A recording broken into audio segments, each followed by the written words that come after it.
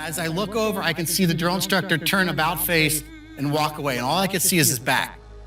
And in front of me, this abyss starts to open up, this black hole, the blackest hole I've ever seen. And I feel myself getting sucked into this darkness of this abyss. And the great philosopher Nietzsche once said, if you find yourself staring into the abyss and you stare long enough, eventually the abyss will stare back. And what that means is when you're in that point in your life where you're depressed, where there's challenges, where you're not in a good place, the longer you're there, the harder it is to get out. And what that abyss for me was self-doubt, was the fact that I wasn't maybe working as hard as I could, was the fact that I did have it easy because every time I got challenged in school, I just went to a different school. I just was able to figure it out. And as I started to find myself in that pit, I realized the only way you can get out of that abyss is two things. Number one, you have to transform and change to stop what you got to get there. And number two is you have to rise up. You have to be elevated. You have to make a monumental change. And for me, as I got outside of that abyss and I cleared my eyes off, I became possessed. And I said, I'm gonna be the best Marine that ever was in the history of the Marine Corps. And from that point on, this transformational moment happened in my career where I became a great Marine. And it was because of having to go to the bottom. When you find yourself at that rock bottom, let the rock bottom be the foundation of the new castle that you're gonna build. A lot of you haven't had that opportunity yet in your life to have that crisis, but some of you may have. And rather than be embarrassed by it, rather hiding it, embrace it, honor it, love and cherish that challenge that you've had, because that's how you get stronger. Iron sharpens iron. You gotta build that rhino skin.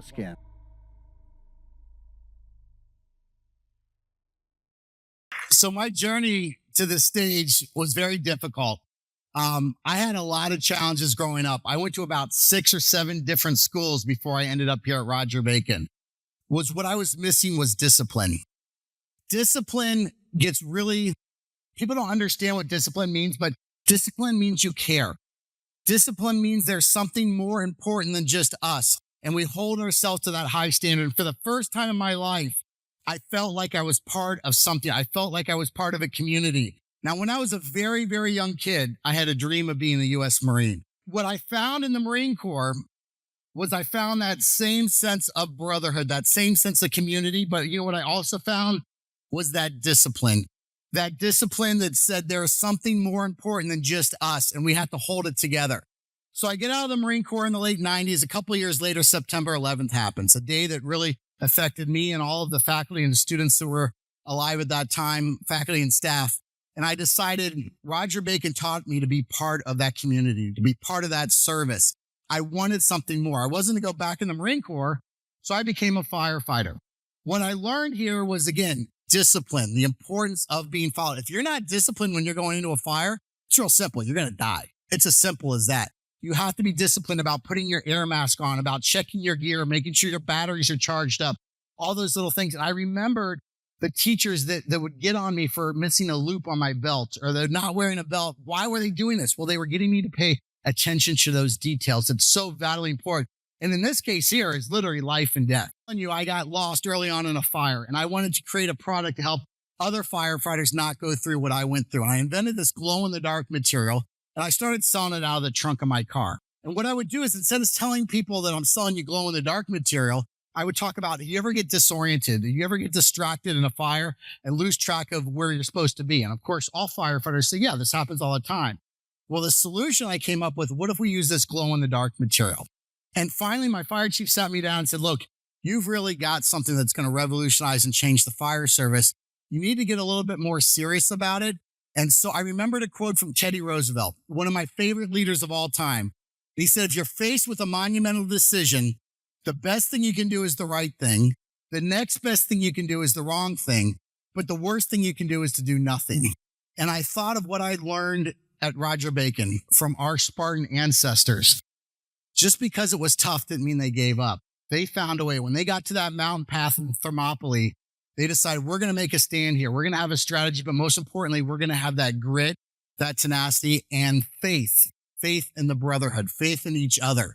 And that's what I did. I didn't know how I was going to fix this problem, but I knew I was going to do it. And before you know it, I'm named Entrepreneur of the Year by the governor of the state of Ohio. I get invited to the White House. Everything is going great. The product is being used by about 80,000 firefighters in about 25 different countries. And I told my CFO, I'm not going to check email. Don't call me. Don't bother me unless there's a problem. Well, what do you think happens about 2 or 3 days in the vacation? Phone rings. I see his name. I immediately go cold. It's like, Zach, we got a real problem. The $100,000 check that was supposed to come in, it didn't show up. We've got a couple other expenses that we didn't know about. And I've got to prepare you for bankruptcy and filing for Chapter 11. I dropped the phone. I got a chill started in my arm. I could feel it going up like this. It hit my chest. My chest got really tight, like it hurt, felt like someone punched in the chest. And I realized I'm having a heart attack.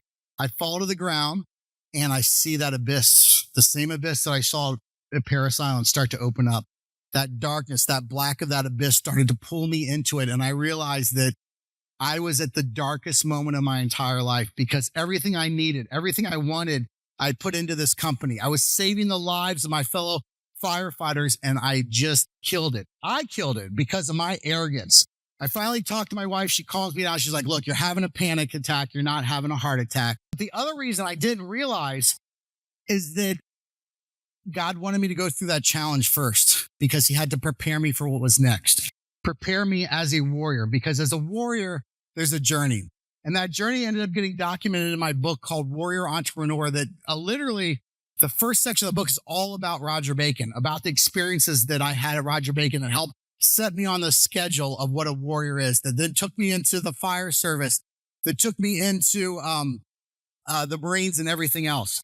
And what that common thread is of a warrior is somebody that has difficulty and challenge and gets stronger as a result of it, that uses discipline, that uses camaraderie, uses that compassion with everyone else to work together.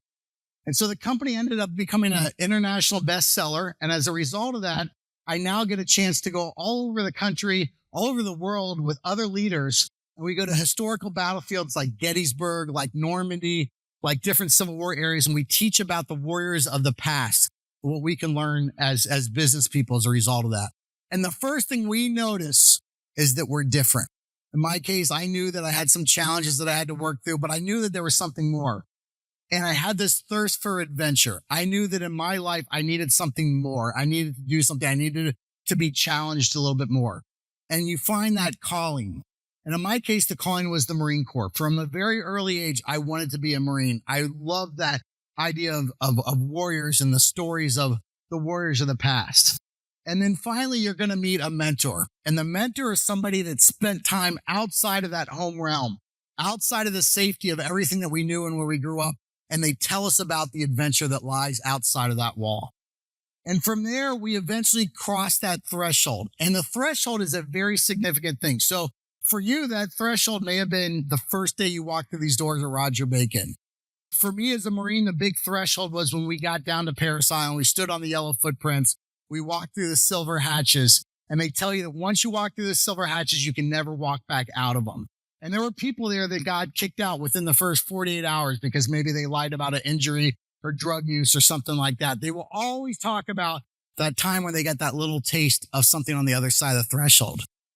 And then once you get through that threshold, that's when things get really tough. So for you football players, you athletes out there, that's when we start two-a-days. That's when we start our summer off season training, and it gets more and more difficult. What do we do when we go in the weight room? We lift weights. We lift heavy weights. Why are we doing that? We're putting stress on our muscle because that's the only way your muscles can strengthen and grow. For me, when I got down to Paris Island and I was having the challenges of the physical fitness and the discipline I was failing, even though it was hurting me, I was getting stronger.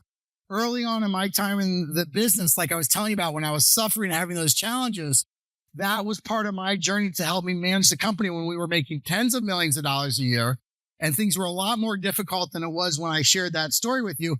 But I was trained because I started to build up that rhino skin. You start to build that. It's in those trials and tribulations and that challenge is what's going to get you through that. That is what discipline matters. And that's where community matters. You have to have your brothers and sisters on your left and your right. Eventually, you are going to come to a point in your time where you have a crisis. It may be in a couple of years from now in college. It may be a few years after that. But at some point in time, there's something's going to happen. It could be an illness. It could be a problem with drugs or alcohol. It could be a problem with abuse. It could be a whole host of other things, a mental illness. And we're going to find that crisis and we're going to eventually find our own abyss that I talked about before. And it is in that abyss is when you have clarity. That's when the warrior makes that transformation from being that normal person to that transformation. And you shed your past, you conquer your fears, you stop what got you in there. Because some of these crises are self-induced. We're hanging out with the wrong people. We're doing the wrong stuff. And we realize in order to shed our past, we need to come up with a new community, a new group of people that's not going to tear us down and build us into that. Once you get through that victory of the crucible, that's when you become the Spartan. That's when you've earned the right to carry that shield and carry that spear and to move on to those other areas because you built up. And as you start to get better, you're doing more and more. And then eventually you start helping other warriors. And so that new road comes ahead and you start to become this visionary. You become this person that has seen it and been there and done that. And you did that because of the challenges and the difficulties that happen. And then eventually that visionary, when you're spending a lot of your time, you retire. So in the case of the military, it's very, very real. You take your uniform off for the last time, you don't put it back on. But you continue to serve. You're still a warrior that's out there. And then from that point, you go ahead and you move on. And so a visionary is like a Steve Jobs. So think about all the bad things that have happened in your life. Think about all the challenges that have happened. Think about, instead of those being bad things, think about how they can make you stronger. Think about the community that you have here at Roger Bacon. This is only 4 years of your life. You're arguably going to live to be about 100 years old. That's 4% of your life. But I can tell you right now, these will be the 4 of the most formative years of your life, memories, and things are going to be difficult.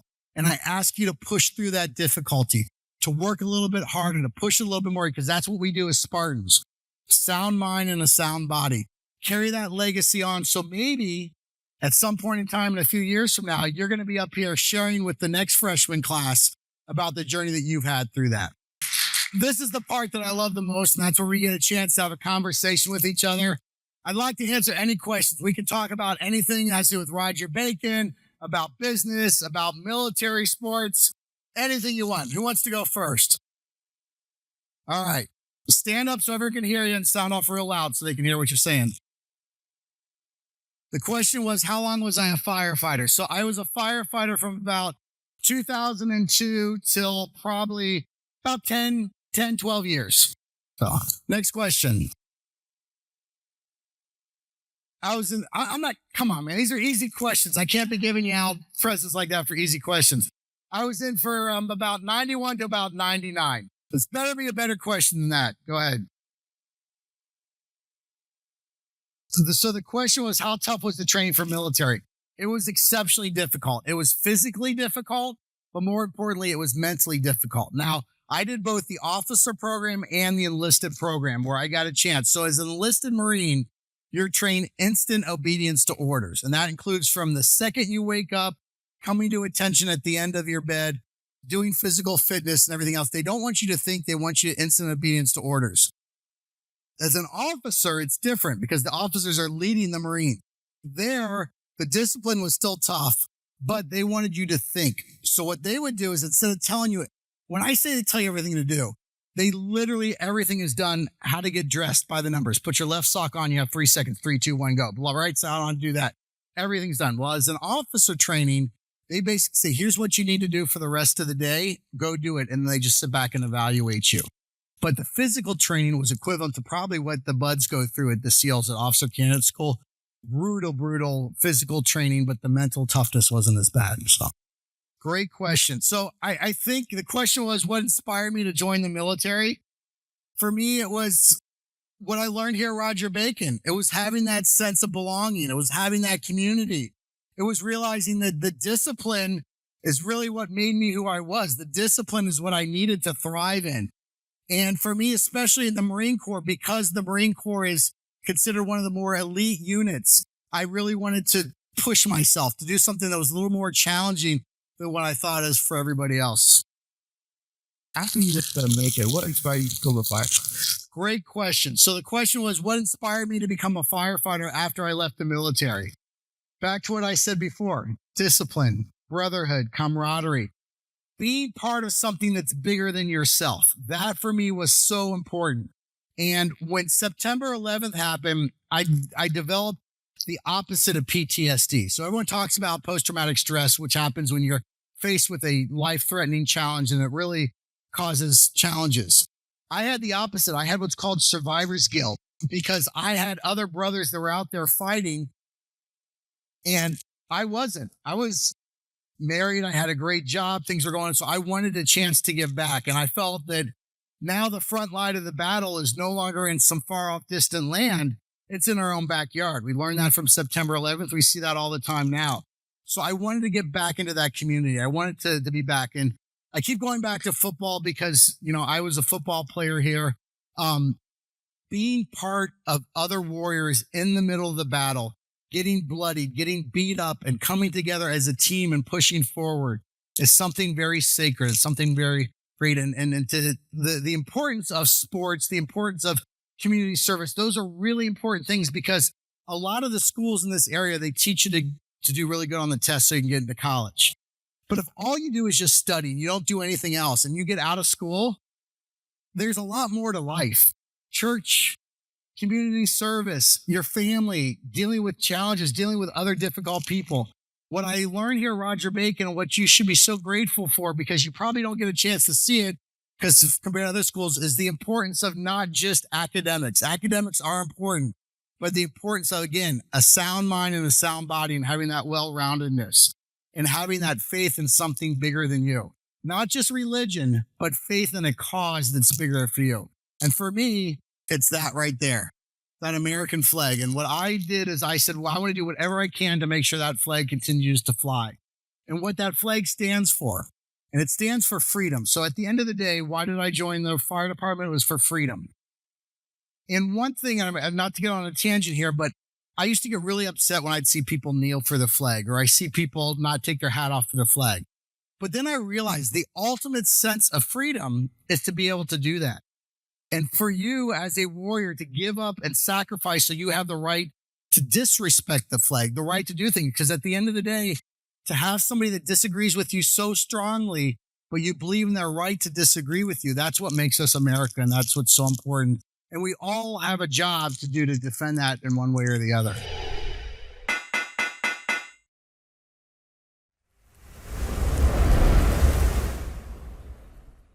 As a young man growing up in Cincinnati, Ohio, I had three distinct dreams. I wanted to become a Marine, a firefighter, and an entrepreneur on building construction, and I saw this incredible technology that was used in September 11th to help people find their way out of the World Trade Towers. 50,000 firefighters using our products. I became a U.S. Marine. Innovation better than the back of a fire truck with a bunch of firefighters sitting around talking about solving problems, be it political problems, be it technical problems. Exactly till I was 18 years old, because my parents didn't want me to go into the Marine Corps. I signed the up at the recruiter station, joined the Marine Corps, and it was just a wonderful experience. Got to travel all around the world, see really exciting different cultures, meet different types of people and things. But the worst thing to do is to do absolutely nothing. And I wasn't going to let all my firefighters down throughout the world and the country and do nothing. And so I went ahead and I talked to my wife, who's here in the audience with us here today, and I convinced her and the way we do that is with this third C. This third C is called the community. The community is how we can really make sure that it doesn't matter what our product is. It doesn't necessarily matter what it is that we sell and how we sell it. It's our friend. Take off your uniform, you feel like your time of service has stopped. And she's given us an opportunity to continue to serve our community even though we're no longer wearing our uniform. Upon millions of dollars, because you never have to replace batteries or light bulbs or electricity or technology, and apply it to firefighters so they could see the same technology and be able to see each other in the dark. They can feel imperfections that you and I couldn't find. And I think the most poetic beauty of this whole entire relationship is here. Army over in Iraq started a program honoring post 9/11 veterans that started and founded their own companies. And some of these are founded by Gold Star parents, 52 veteran-owned companies. I love it. So where can we pick these up? So they're available through U.S. Playing Cards and Amazon.com. And it's honoring our company here in Cincinnati, Luma. More efficiently by spreading those crystals out, allowing more light to pass through those crystals, and as a result, get a high output. We're seeing glow up to 80 hours in some of our material. Firefighter turned entrepreneur Zach Green came up with the idea and first used the technology